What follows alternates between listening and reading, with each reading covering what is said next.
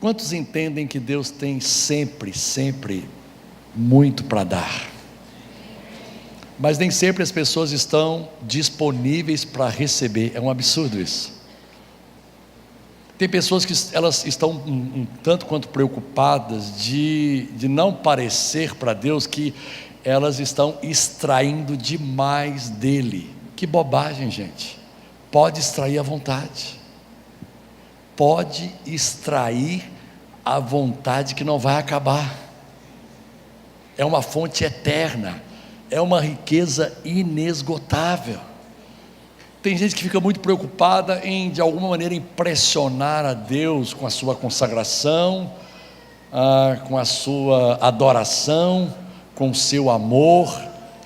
E um pouco disso vem da mentalidade que o Velho Testamento nos ensina, de que devemos amar a Deus de todo o coração, com toda a nossa alma, com toda a nossa força, com todo o nosso entendimento. Alguma coisa de errado nisso? Não, pelo amor de Deus, não.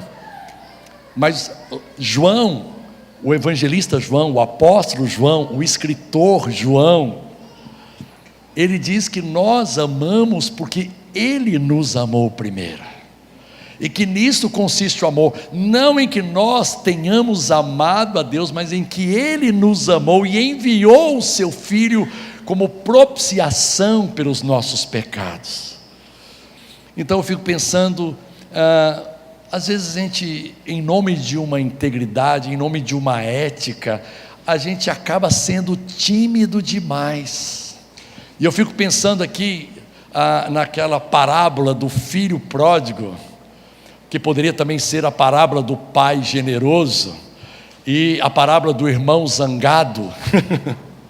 Você pode escolher N nomes para essa parábola, né?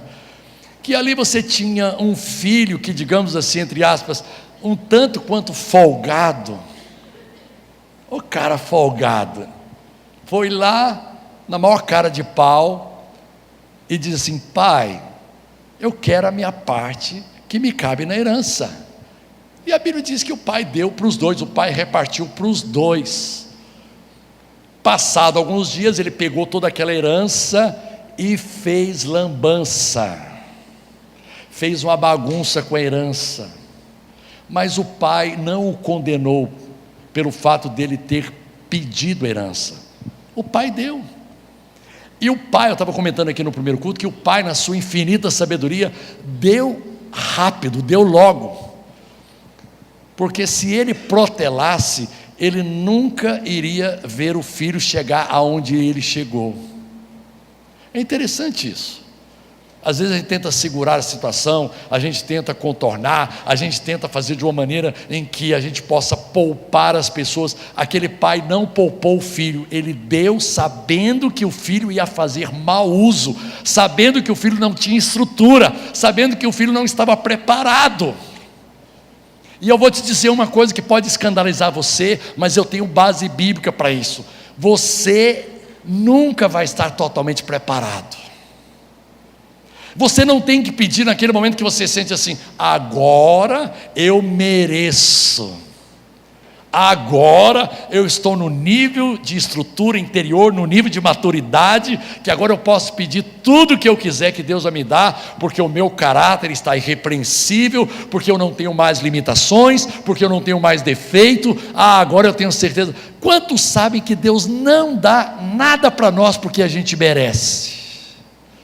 Você sabe por que Deus dá para nós? Porque nós somos filhos. E você sabe que o que mais tem nesse mundo são filhos de Deus despreparados. Mas isso não os impede de receber herança. Filhos despreparados recebem cura, filhos despreparados recebem promoção na área profissional, filhos despreparados recebem bênção na sua família. Porque, meu irmão, nunca vamos estar totalmente preparados. Para com essa besteira de querer ser aquele que vai impressionar a Deus com tanto que você o ama.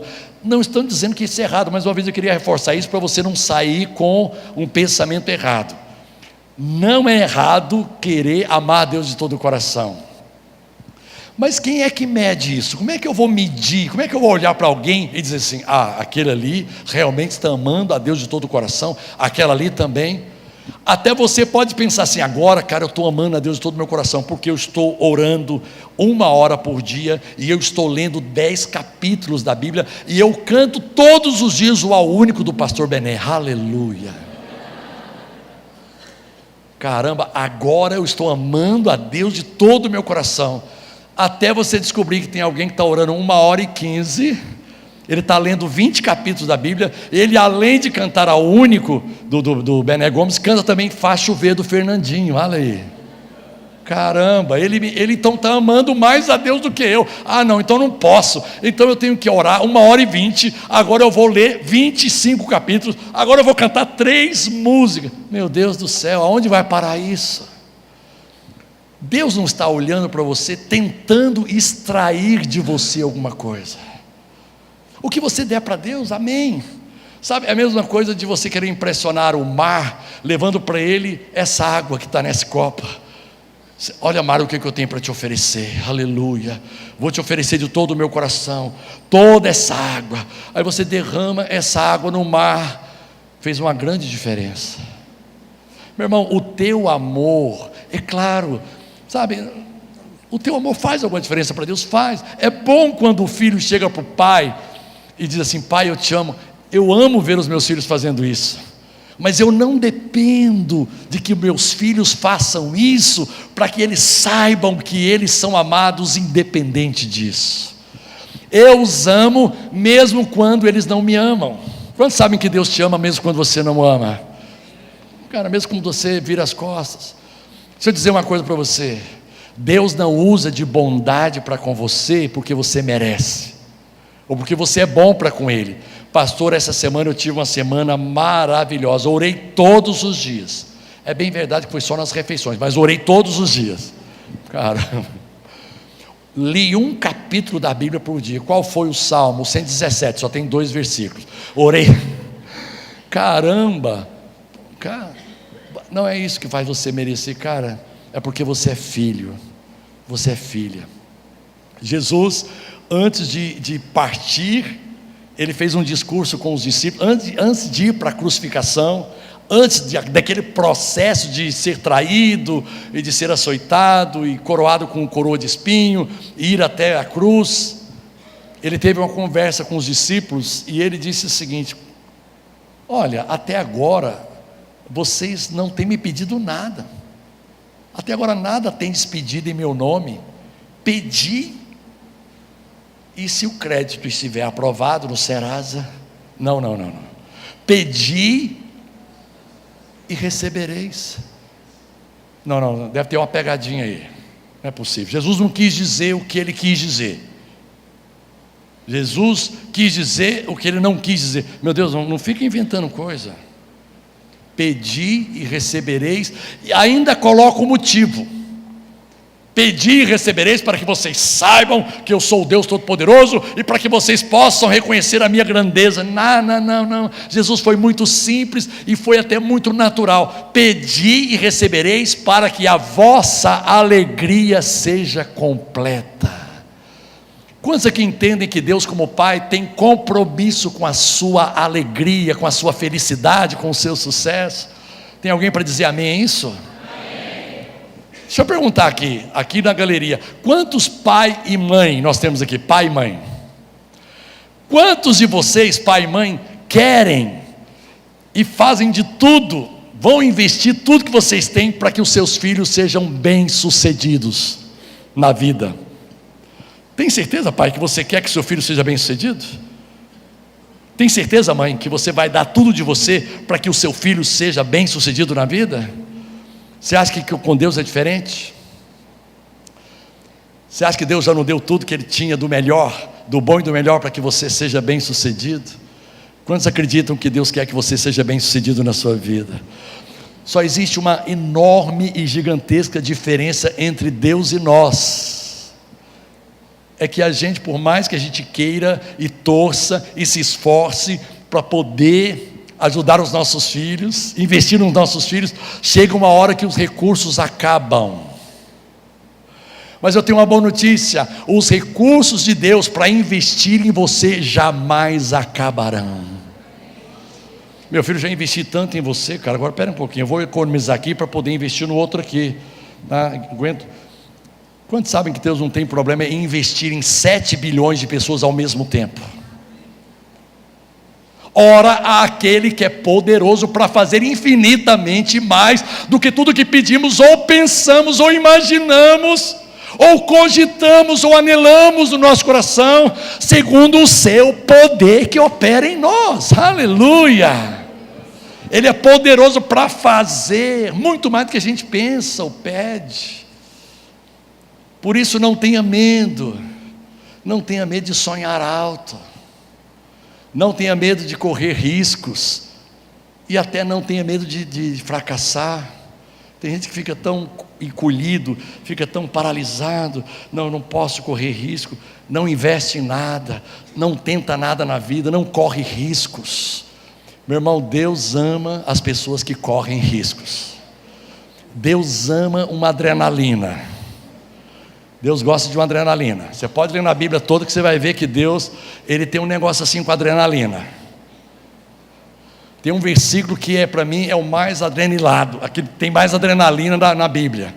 Aquele versículo diz assim: 1000 cairão ao meu lado, 10.000 à minha direita, e eu não seria atingido. Meu Deus, se eu fosse Davi, eu escrevia de outro jeito: 1000 cairão longe da minha esquerda, 10.000 mais longe ainda da minha direita, para que eu não seja atingido. Mas é quase que assim, meu Deus, quase me pegou. É uma adrenalina, é uma emoção pura, emoção total da vida com Deus. Eu me lembro que pouco tempo depois de convertido, a gente foi no colégio, faltou o professor e a gente aproveitou aquela folga da aula. Eu tinha aí 15 para 16 anos, a gente foi para o anfiteatro que era aberto, e um grupo ali de umas 8, 9 pessoas, 9 irmãos, fomos orar. E eu não sei por que cargas d'água, do outro lado do muro, uns meninos resolveram jogar pedra na gente, ainda bem que as pedras não eram muito grandes, mas eram aquelas pedrinhas, mas se caísse de jeito, se pegasse de jeito, podia machucar. E ali nós orando, e a pedra zum, zum, zum, zum, e Senhor, irmãos, não pegou uma pedra, mas diz um irmão lá: cara, eu estava na fé, mas na hora que eu duvidei, a pedra me pegou.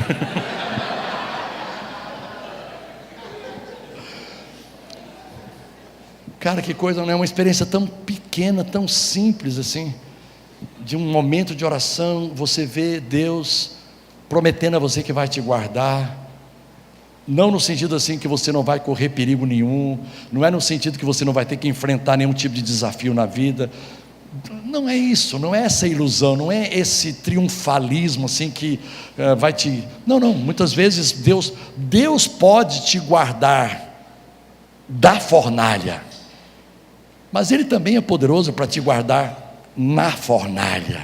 Quantos estão entendendo? E normalmente, para a adrenalina subir, ficar maior, Ele te guarda lá, Ele te livra lá na fornalha. Irmãos, a primeira música que eu compus, que foi uma que eu cantei aqui hoje, Quem Pode Livrar, foi fruto de um acidente. Deus poderia ter me guardado do acidente? Poderia, mas Deus me guardou no acidente, e foi um acidente sério, foi um acidente maligno. Não foi Deus quem produziu aquele acidente, foi as trevas, o diabo se levantando contra a minha vida para tentar cortar na fonte, na raiz do que Deus ia fazer na minha vida e através da minha vida no corpo de Cristo, no reino de Deus, nesse mundo de um modo geral. Deus me guardou, Deus me protegeu. O carro deu perda total. Esses dias nós ficamos sabendo de um casal da nossa igreja, agora há pouco tempo, talvez uns 15 dias atrás, que na estrada o carro capotou umas 3 vezes, o carro deu perda total, eles saíram sem nenhum arranhão. Tudo bem, às vezes você ouve notícia que infelizmente alguém foi ceifado assim dessa forma, um cristão, você fica sem entender por que Deus não guardou. A gente não sabe, mas a gente sabe que há uma promessa na palavra: nenhum mal te sucederá, praga nenhuma chegará à sua tenda. Meu irmão, não tenha medo de extrair de Deus. extraia do amor dele, extraia do quanto ele te ama. Senhor, tu me amas demais. Eu não vou ficar aqui preocupado em expressar o meu amor a ti, porque por mais que eu expresse o meu amor a ti, ainda eu sei que é pouco, mas eu quero desfrutar do teu amor para com a minha vida. Eu queria falar um pouquinho com vocês hoje sobre a arte de ser pai. Quantos aqui são pai e mãe? De novo, vamos lá, aleluia. Quantas mães? Vamos lá, só mãe, glória a Deus. Agora só pai. Maravilha, temos pais e mães aqui. A arte de ser pai. Querido, deixa eu falar uma coisa. Eu penso que eu não sou o melhor pai do mundo, mas eu sou ousado em me incluir entre os melhores. A coisa que mais me emocionou na vida foi ser pai. A nível natural, o cara não tem nenhuma experiência, tanto é que até hoje, à medida em que o Timóteo vai completando idade, Suedna e eu vamos comemorando o fato de termos sido pai e mãe pela primeira vez. A gente comemora o aniversário dele e depois a gente comemora o nosso aniversário de pai e mãe. Cara, foi uma emoção tão grande, e eu me esforcei muito. Com certeza, se você for perguntar para mim, não fui um pai perfeito. Se você for perguntar para minha esposa, eu fui um pai com muitos defeitos. E se você for perguntar para eles, talvez eles vão me desnudar. Cara, mas eu me esforcei e amo ser pai até hoje. 2 deles já estão casados. Temos uma solteira que não mora com a gente, mora lá na Austrália, longe pra caramba. Mas eu amo ser pai. Quantos aqui são bons pais? Levanta a mão, você que é um bom pai, uma boa mãe. Eu acho que você deveria primeiro perguntar para os seus filhos. Eu acho que seria sensato. Não seria legal? Você perguntar para o seu filho se você é um bom pai? Como é que você sabe que é? É o filho que tem que falar. Igual encontro de casais, pastor. Quantos aqui são bons maridos? Aí, olha, é melhor você perguntar para sua esposa. Quantos aqui são boas esposas? As irmãs, olha, é melhor você perguntar para o seu marido. Você pode ter surpresa. Me lembro quando nós nos casamos, assim, pouco tempo, talvez um ano e pouquinho, o Timóteo já tinha nascido. O meu pastor veio conversar comigo e perguntou assim: Bené, como está o seu casamento? E eu falei: pastor, está um avivamento, o mover do Espírito Santo, aleluia. Quase falei em línguas diante dele. Na outra semana, o mesmo pastor me fez a mesma pergunta: Bené, como está o seu casamento? Eu falei: pastor, não mudou não, está um avivamento, está muito bom, pastor. Na terceira semana, infalivelmente, ele fez a mesma pergunta: Bené, como está o seu casamento? Eu falei: pastor, eu estou preocupado. E ele falou assim: eu também estou. Por quê, pastor? Porque as suas respostas não estão batendo com as respostas que a sua esposa estão dando para minha esposa.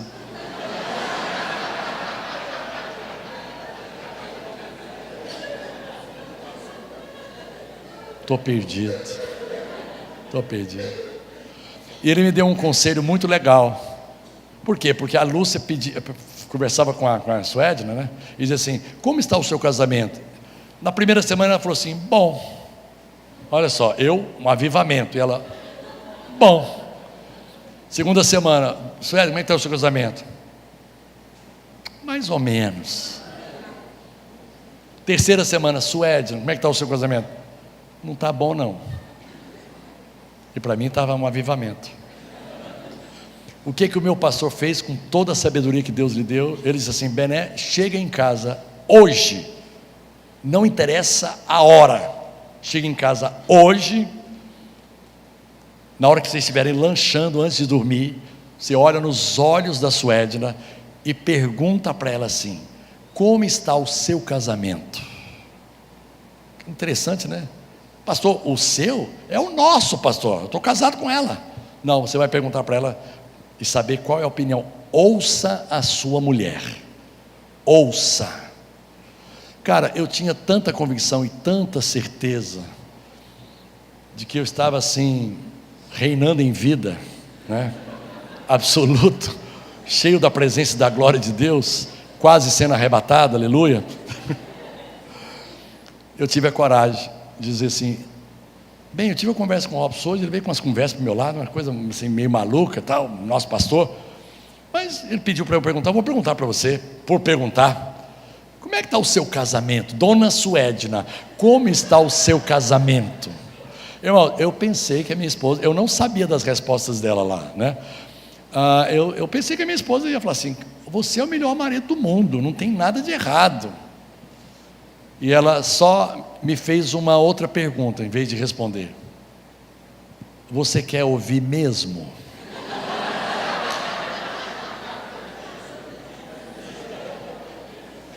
Gente, eu tremi nas bases.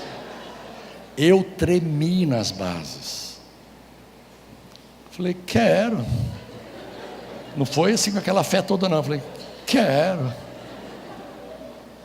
pode falar. Depois dela ter falado durante 1 hora, eu pedi um intervalo. Bem, eu posso ir ao banheiro, porque eu preciso.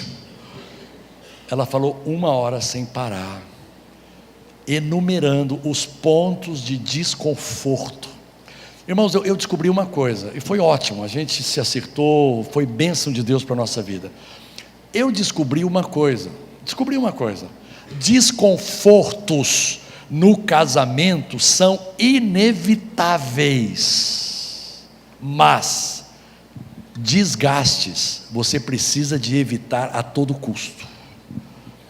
À medida em que os desconfortos vão se somando, sem serem resolvidos e tratados, isso vai gerar 1 hora, mais tarde ou mais cedo, mais cedo ou mais tarde, desgaste. Aí tem que ter milagre de Deus. Eu estou falando de um relacionamento entre marido e esposa, mas também inclui-se relacionamento entre pais e filhos, entre irmãos que têm o mesmo pai e a mesma mãe, porque não tem como evitar. Ovelhas com pastor, pastor com ovelhas, tem desgastes. Líderes com seus liderados, discipuladores com seus discípulos, sócios. Sempre, quando o assunto é relacionamento humano, você pode ter certeza que vai entrar esse componente chamado decepção, desconforto, incômodo. Alguém está me entendendo aí ou não? Alguém está comigo aí? Então é impossível evitar os desconfortos. Agora, o que eu tenho que fazer assim que o desconforto surge? Eu vou tratar, eu vou conversar. Tem uma coisa que se chama diálogo. Já ouviu falar nisso? Diálogo. O que é diálogo? Você fala, o outro ouve, o outro fala e você ouve. O que é discussão? Os dois falam ao mesmo tempo e ninguém ouve. Isso é discussão. Ninguém ouve. Os dois falam ao mesmo tempo, se atropelam, passam por cima do outro, se desrespeitam e não acertam nada. Houve uma época em que nós estávamos liderando casais e nós passamos um exercício. Pastor Eliandro, o exercício era o seguinte: olha, vocês vão conversar hoje meia hora. Vocês vão conversar hoje, amanhã, essa semana toda, meia hora, da seguinte maneira: ela fala 5 minutos e você não a interrompe, você ouve com atenção 5 minutos. Depois, ele fala 5 minutos e você ouve, mulher, ouve, controla a sua língua, em nome de Jesus, ouve. O que aconteceu? Pastor, 5 minutos foi muito pouco para mim. As mulheres e os homens: pastor, 5 minutos foi uma eternidade para mim. Porque na maioria dos casos o homem é um pouquinho menos expressivo, menos comunicativo, tá? Mas a mulher tem que ficar calada. Tem homem que queria negociar com a mulher: olha, se eu te der 3 minutos, a gente pode ter aquela noite calorosa, eu te cedo 3 minutos. Não tem isso não. O pastor falou que não, 5 minutos é seu. O cara falava tudo em 1 minuto e meio e ficava 3 minutos e meio agonizando, gemendo. As mulheres falavam 5 minutos e diziam assim: cara, eu tenho mais meia hora para falar. E aí você vai equilibrando a coisa, você vai aprendendo a dialogar, a resolver as questões como gente adulta, como gente madura, como gente que tem respeito. Precisa de ser restaurado o respeito nos casamentos, a consideração, o amor verdadeiro, o amor que é sacrificial. Meu irmão, só tem um jeito do teu casamento dar certo: amor ágape. É o amor do tipo Deus. Só Deus consegue amar as pessoas dessa maneira. Ágape é o amor incondicional, é o amor sacrificial, é o amor renúncia. Existem alguns tipos de amor que vêm do grego, né? Algumas traduções de palavras do grego que significam amor. Todas significam amor. Eros é o amor físico, aquela atração física, paixão, eros. De onde vem a palavra, de onde também vem a palavra erótico, né? Eros, amor físico, que deve existir, pelo amor de Deus, entre marido e mulher. Pelo amor de Deus, tem que ter eros no casamento, sabe? Se não tiver eros, jejua para que o eros volte, tá? Sem eros não dá. Sem eros não dá. Sem eros já eros, quer dizer, já era. Tem aquele outro amor que é o filéu, que é um amor, amizade, carinho, respeito. Tem o estorguê, que é cordialidade, educação, fineza no trato. Mas tem o amor maior, que é o ágape. É o ágape. E esse é o nosso desafio. Ninguém casa amando ágape. Ninguém, não tem nenhum casal que já se casa com esse tipo de amor. Então você não casa porque você ama, você casa para aprender a amar. Você não casa porque você ama o cônjuge, você casa para aprender a amar o cônjuge. Ou você acha que a Sueli não aprendeu a amar a mim? Ou você não acha que nesses 35 anos eu não aprendi a amar? A amar. Cara, e tem uma coisa que é linda demais, que está lá em Cantares, capítulo 4, versículo 7. Salomão dizendo para a Sulamita, dizendo assim: você é toda linda, amada minha. Você é toda linda, em ti não há defeito. Você sabe que esse tipo de amor é uma decisão, é uma escolha? Eu olho para a Suédina todo dia e eu digo: você é toda linda, em ti não há defeito. Você sabia que é assim que Deus olha para você e te vê? Diz assim: você é todo lindo, meu filho, você é toda linda, em ti não há defeito. Senhor, como assim? Eu sou um pecador inveterado. Mas a Bíblia diz lá em Hebreus capítulo 8, versículo 12: usarei de misericórdia para com as suas iniquidades, e de seus pecados jamais me lembrarei. É uma decisão que Deus tomou a partir de Cristo, a partir de Jesus. A partir do momento que Ele enviou Jesus e Jesus morreu, de tanto nos amar, Deus prova o seu amor para conosco pelo fato de ter Cristo morrido por nós, sendo nós ainda pecadores. Ele decidiu nos amar quando a gente estava de costas viradas para Ele, querido. Ele decidiu nos amar quando nós éramos totalmente independentes. Ele decidiu nos amar, Ele escolheu nos amar e enviar Jesus quando a gente não merecia, na pior fase da humanidade. O homem rebelde, orgulhoso, independente, Ele decidiu nos amar, Ele escolheu nos amar. E Ele escolheu olhar para você e não ver defeito algum. Deus olha para o Bené Gomes e não vê defeito no Bené Gomes. Deus olha para o Eliender e não vê. A esposa dele vê, mas ele não, Deus não. Vocês estão conseguindo entender? Dentro da arte de ser pai, deixa eu dizer uma coisa para você. Um bom pai, uma boa mãe, tá? Um bom pai não se preocupa nem um pouco com os filhos.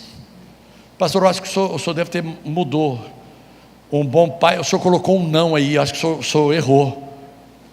Eu acho que deve ser assim: um bom pai se preocupa com os filhos. Não.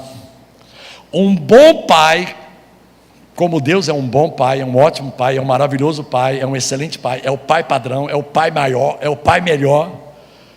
Sabia que Deus não se preocupa nem um pouquinho com você? Ah, pastor, por isso que eu estou passando por uns perrengues aí. Cara, é isso, essa é a revelação que eu estava precisando. Quer dizer que Deus não se preocupa comigo. Não, sabe por que não se preocupa com você? Porque Ele se ocupa com você, Ele não se preocupa. Uma coisa é você se preocupar, outra coisa é você se ocupar. Tem alguém me entendendo a diferença aí?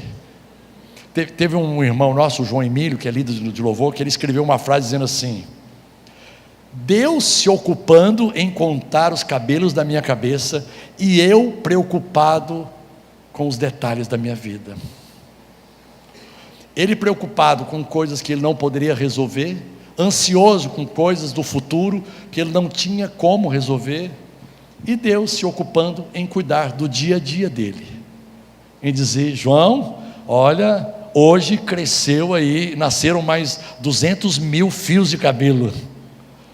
É lógico que isso é uma alegoria, é óbvio que Deus não fica ocupando o tempo dele contando, até porque ia dar trabalho para caramba. Tem umas irmãs aí que tem muito cabelo, né? Alguns ia facilitar o trabalho dele. Eu estou vendo alguns irmãos assim com pouco cabelo, ele ia passar rapidinho para você, já ia fazer logo uma... Deus, Ele se ocupa em cuidar de você, lançando sobre Ele toda a vossa ansiedade, porque Ele tem cuidado de você. Eu posso pedir para que você, de uma maneira atrevida, pergunte para a pessoa que está ao seu lado assim: você tem certeza que Deus está cuidando de você? Só faz essa pergunta. Você tem certeza? Eu sei que a sua resposta vai ser o seguinte: pastor, tecnicamente sim. Tecnicamente sim, acho que Deus está cuidando de mim. Quantos aqui tem certeza que Deus está cuidando de você? Agora, quantos acham que você merece que Deus cuide de você? Deus não cuida de mim e de você porque a gente merece. Deus cuida de mim e de você porque nós estamos em Cristo, e em Cristo nos tornamos filhos dele, e Ele é Pai responsável. Ele é Pai responsável. Ele não vai te deixar. Ele prometeu quantas vezes na Bíblia: não te deixarei, jamais te abandonarei, eu não desassistirei você. Alguém diga aleluia, isso é tremendo. Ele não vai te abandonar, querido, não vai te deixar, não vai te rejeitar.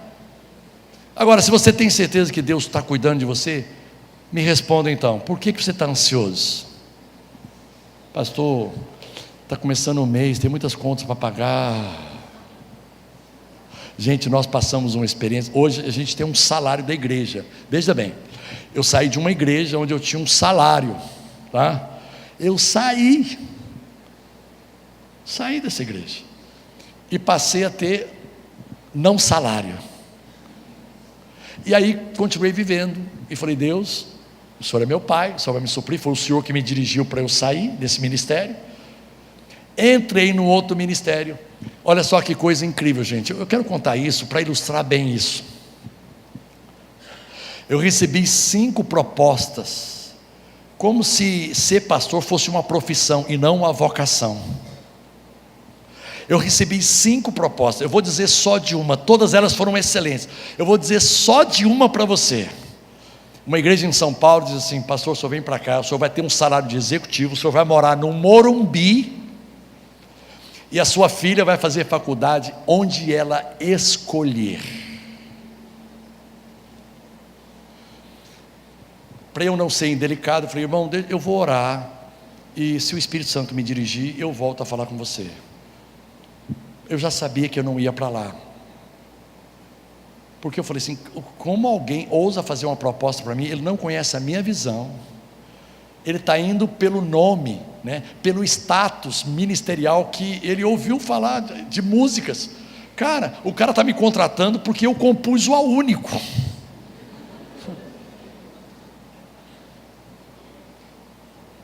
Aí, depois dessas 5 propostas, Suedna e eu oramos, aí escolhemos uma 6ª igreja.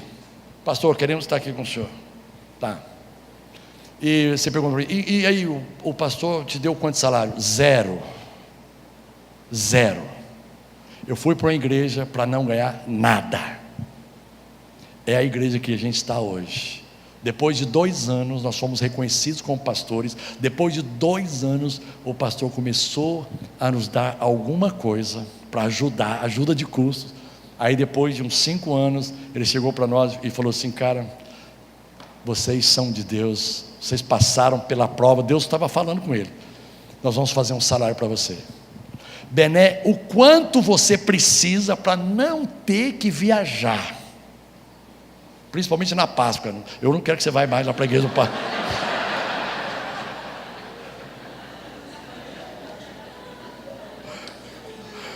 Não, eu conversei com o meu pastor, eu sou um auxiliar, eu não sou o pastor principal, ele é o pastor principal. Por que eu não sou o pastor principal? Porque o pastor principal tem que estar plantado na igreja local, no mínimo 7 anos sem viajar para lugar nenhum, plantado. Gente, estou exagerando, uma viagemzinha aqui, outra ali, tudo bem, tá? Mas eu não sou assim.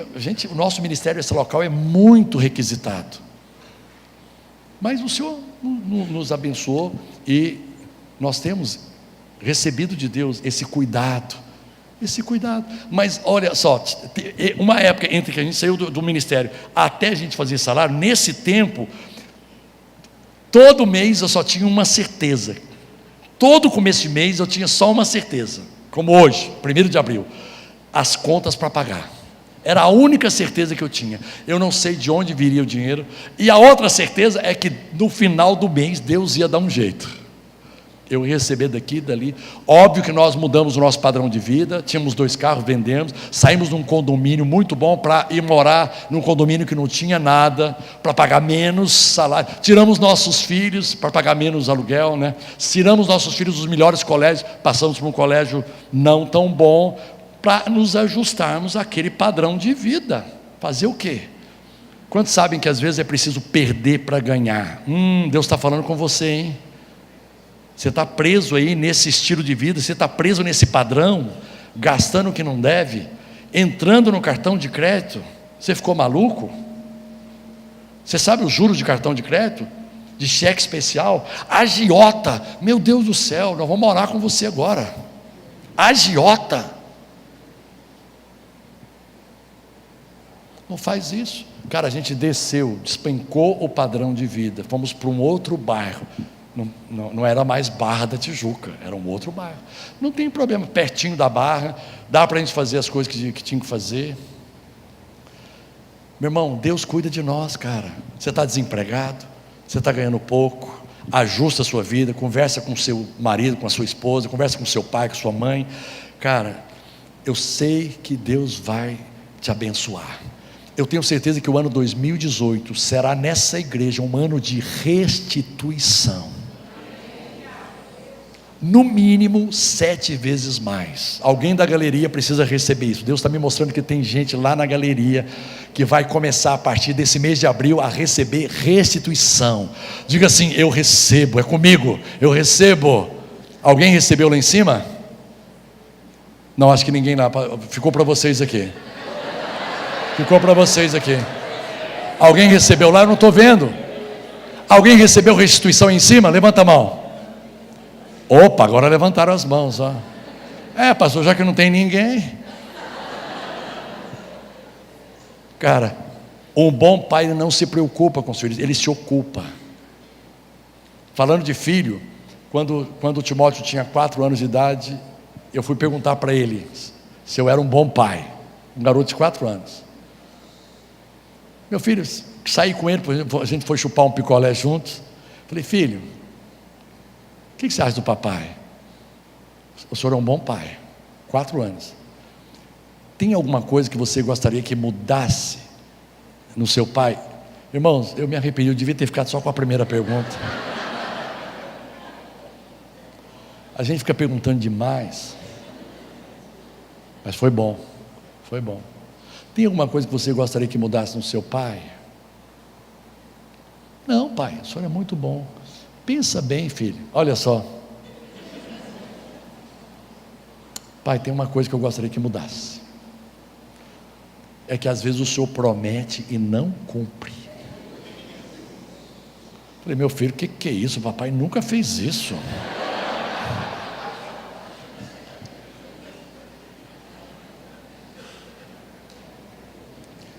Quando é que papai fez isso?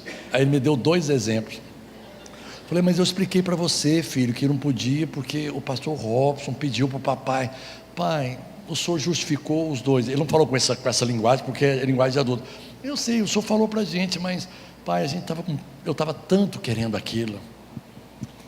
Eu fiz um compromisso com ele naquele dia. E tem 30 anos que eu cumpro esse compromisso.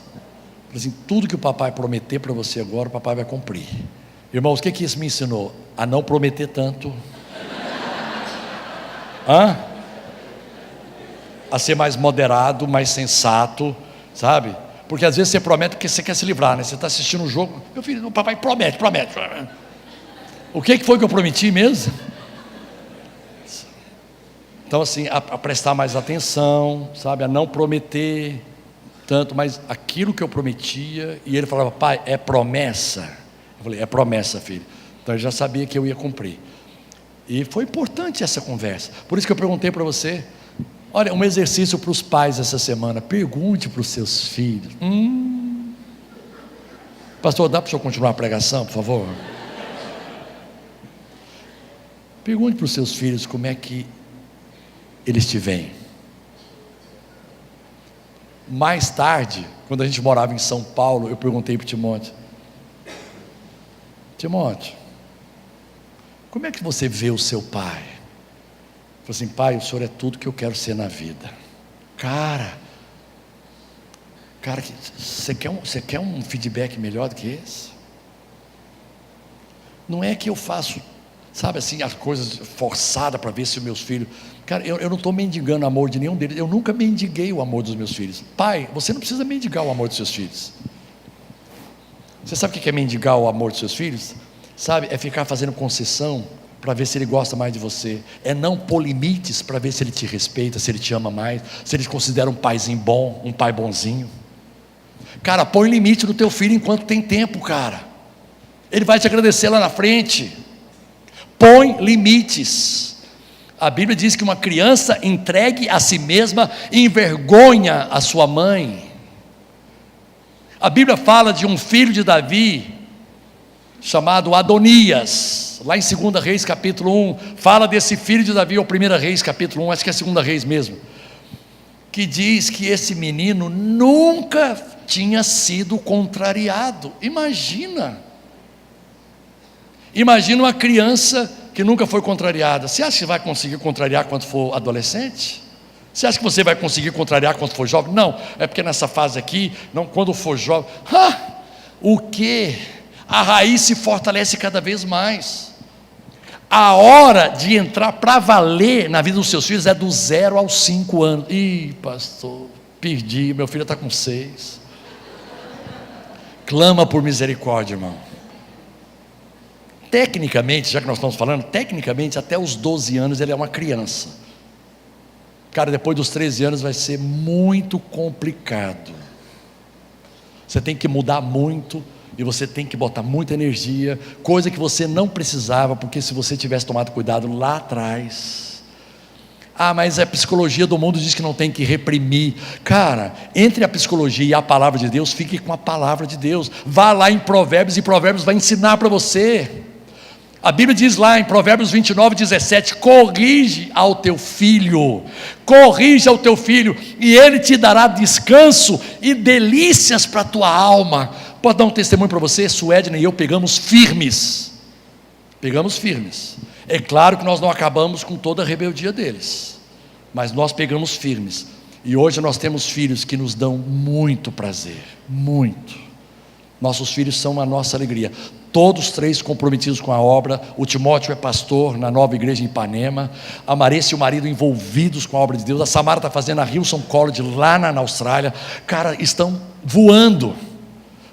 E tem mais, os nossos 5 netos estão sendo criados da maneira como eles foram criados, como atestando o seguinte: pai, o senhor e a minha mãe fizeram o que era certo, nós vamos fazer a mesma coisa com os nossos filhos. Nós vamos estabelecer limites. Criança sem limite é adolescente sem limite, é jovem sem limite e é adulto sem limite. O que aconteceu com Adonias? O Adonias, o pai dele estava lá meio doente, e já tinha prometido que Salomão ia ser o rei. Ele pegou, se adiantou, foi lá, ganhou Joabe, ganhou o outro sacerdote, não sei se foi o Zadok ou algum outro, conversou com os caras e se proclamou rei, e saiu por todo Israel dizendo: eu sou o novo rei de Israel. Se não fosse o profeta lá, amigo de Davi, como é que chama aquele profeta, gente? Tem o Gade e tem o outro, Natã. O Natã chegou para Davi: Davi, olha só, Adonias está aprontando, cara. Quase que, olha, foi por pouco que o Natã falou assim: está vendo, você não colocou limite como criança, agora o cara não tem nada que limite ele não. Você falou que ele ia ser o rei? Não, já falei para todo mundo, toda a minha família sabe que quem vai ser rei é Salomão, já prometi, o meu sucessor é Salomão. Pois é, Adonias já se antecipou. Cara, sabe o que aconteceu? Salomão tomou o reino e Adonias caiu na besteira não vem ao caso aqui, depois vocês leem lá. Pediu lá para casar com a mulher que era a última esposa de Davi. Aí o Salomão falou assim: cara, depois dessa palavra você vai morrer. O cara morreu. Benaia foi lá e executou o cara. Benaia é o comandante do exército de Salomão. Por quê? O cara nunca aprendeu a conviver com limites. Isso é responsabilidade dos pais. Eu não estou falando para você espancar seu filho até matar ele, a Bíblia diz isso. Não é, gente, quando a gente fala em corrigir, é em amor, com firmeza, com serenidade, com graça, mas acima de tudo com fé. A maior herança que você, pai, pode passar para os seus filhos se chama fé. Podemos ficar em pé, gente? Venceu o meu horário. E eu sei conviver com limites. Aprendi a conviver com limites. Alguém foi abençoado aqui, gente? Desculpa aí, pastor. Olha só, qualquer coisa que eu tenha falado que possa ter ferido, machucado vocês, tem um pastor, o Elender, ele vai cuidar das feridas. Porque eu falo muitas vezes como profeta, é o meu ministério, eu sou um profeta. Eu tenho um coração de pastor, mas Deus me vocacionou, me levantou para ser um profeta. Cuida da sua casa, prioriza a sua família. Existem 4 prioridades na vida de uma pessoa. Primeiro, comunhão com Deus. Na vida de um filho, comunhão com Deus. O a sós com Deus, que a Jaciara falou aqui na primeira reunião, o a sós com Deus. Segunda prioridade na sua vida, seu cônjuge. Você não é casado, seus pais, honra seu pai e sua mãe.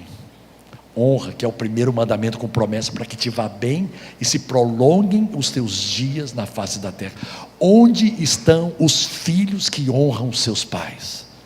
Ah, meu pai é um pinguço, meu pai é A Bíblia não diz que para você honrar o pai que é bom, honrar pai bom é fácil. Deixa Deus falar com você, cara.